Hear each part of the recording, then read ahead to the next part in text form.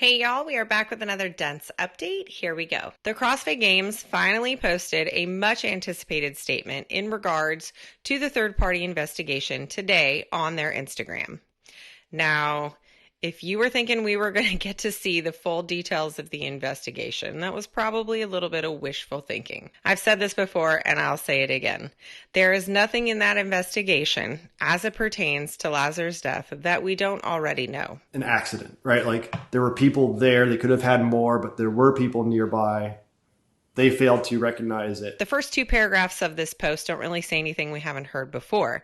The last paragraph states that today we are sharing a summary of the actions CrossFit will make going forward to uphold an even higher safety standard at the CrossFit Games. Keywords, even higher safety standard. These changes reflect CrossFit's continued commitment to embedding safety as a core value throughout every level of event management and athlete support. And of course, as you can guess, the comment section was flooded with people not happy about this statement. People were wanting more. They wanted to see the details of the investigation. This one comment read, conveniently leaving out details of the investigation as it pertains to the how and why of Lazar's death, which is silly because we know the how and we know the why. Tarrant County medical examiners updated the website. The how was drowning. The why was accidental. They've completed their investigation, which means that the third-party investigation likely found the same determination. But it wasn't like people were saying exactly what they wanted to see. Did you want the volunteer and staff names and credentials? Did you want to know exactly who was on the paddle boards? I'm not really sure what it is exactly that is going to satisfy the mob. Even Luca took to his Instagram page today in response to that statement and said himself that no investigation was going to reveal anything other than the fact that no reaction happened when it was needed. And as I'm going through these comments, I'm noticing that a lot of the people that are just completely outraged are people who aren't really active in the CrossFit community.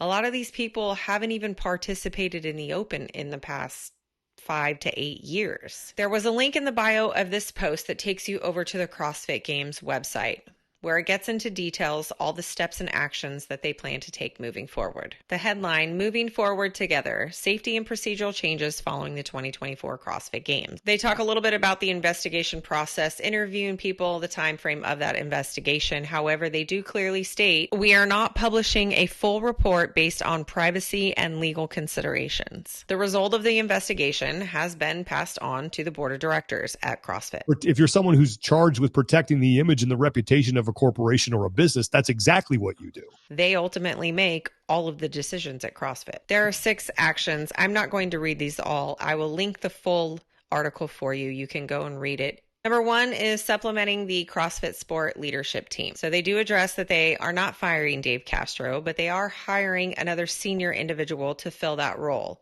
Okay, CrossFit's creating a new senior leadership role responsible for safety and CrossFit at the CrossFit Games. You have to guess there was someone already in that position, right? That person will report jointly and directly to Dave Castro and CEO Don Fall. Doc Ray.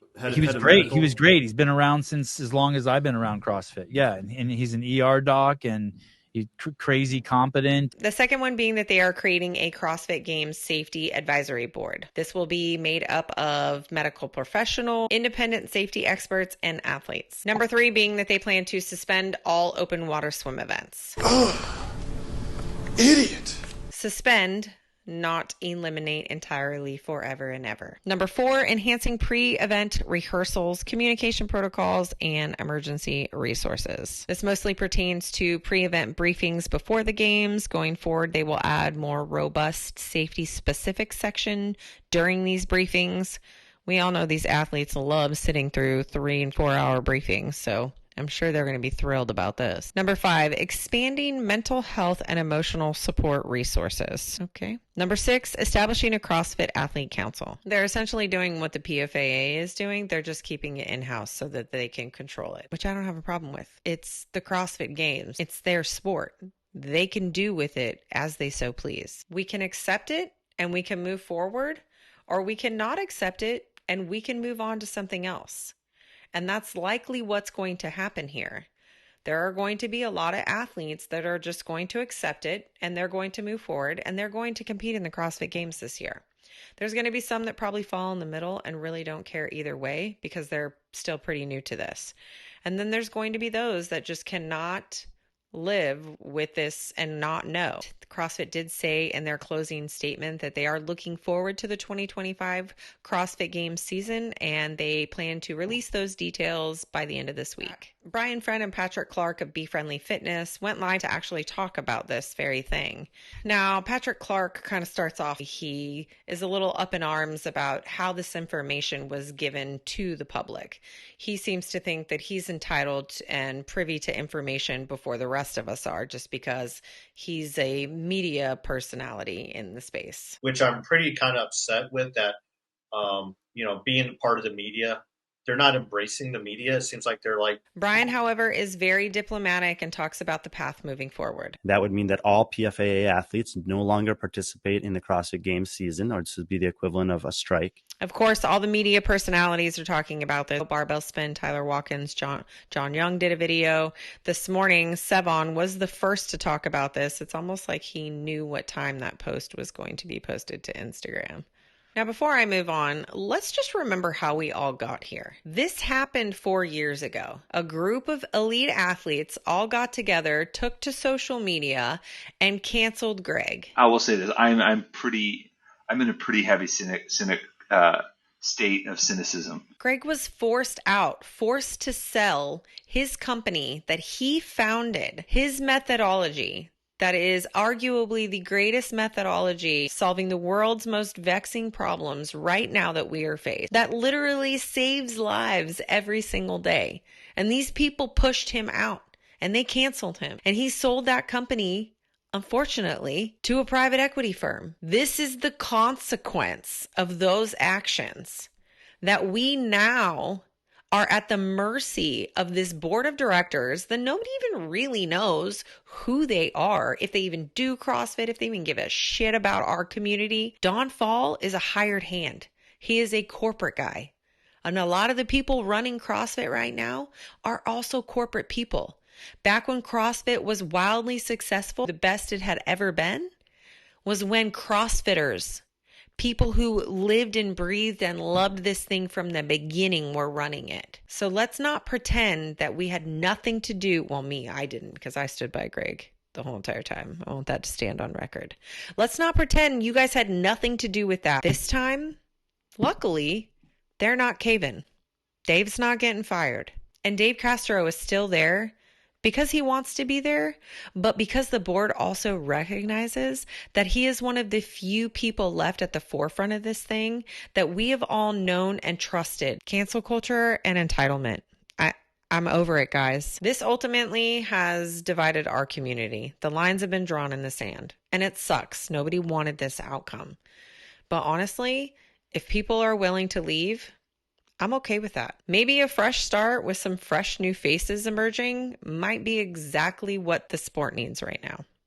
And speaking of cancel culture, John Young, who's a regular on the Barbell Spin and Sevan podcast and Get With The Programming and pretty much all the podcasts in the space, got blasted by a Grid League athlete who took to Instagram. So quick backstory is John Young, Tyler Watkins, and Spin were live streaming the Grid League championships. They had partnered with the United Grid League to do so, and they commentated on the matches in an attempt to bring more eyes and awareness to the sport that John Young is hopefully going to be doing in the next season. I watched the live stream, as did other Grid League athletes who were all up in the live chat. Not once in the live chat did anyone bring up the fact that something he was saying might be offensive. But now, fast forward a couple days later, you get this guy. John, I thought we already talked about this, bud. So I suggest next time you and your little co-host that decided to let that go. So essentially this guy took a bunch of clips to mash together this narrative that John is a bad person, that he is a racist and a misogynist and all of the things. I still think it's pretty douchey that this guy decided to take this route. This guy was actually competing, and the people that he's white knight coming to the defense of were on his team. He actually admits in one of the comments that the reason he didn't just pick up the phone and call him directly or try to reach him through the potential owner of the team he's going to be on next year is because he was already previously upset with him about a strong man or a strong woman comment, and he had reached out, but those messages remained unread. So he was very offended that he was such a very important person that John did not get back to. Cancel culture and entitlement. I'm over it, guys. Hiller actually went live as well because somebody sent him an email one of the wives had sent out to literally everyone they could possibly get a hold of in CrossFit. The support CrossFit email, affiliate support, seminar staff, Chase Ingram, Katie Hogan, Kevin Ogar, like people that don't even probably know who John Young is or have any idea what's going on with Grid either. Trying to get him canceled from anything and everything. Now, she made a YouTube video. She made 2 Instagram videos. She has since taken those down. I'm glad that everybody cleared the air. But Tom Soroka, whatever your name is, dude, not cool. And Hiller, of course, doing Andrew Hiller things, posts to Instagram several videos of the most recent High Rocks event in Chicago. And boy, oh boy.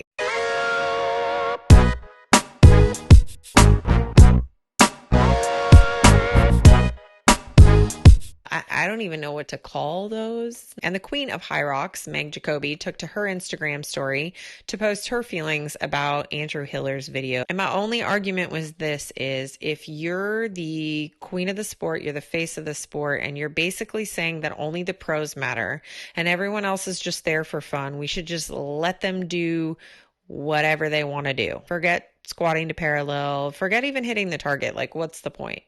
Because they're just there for fun. But how do you know everyone is just there for fun?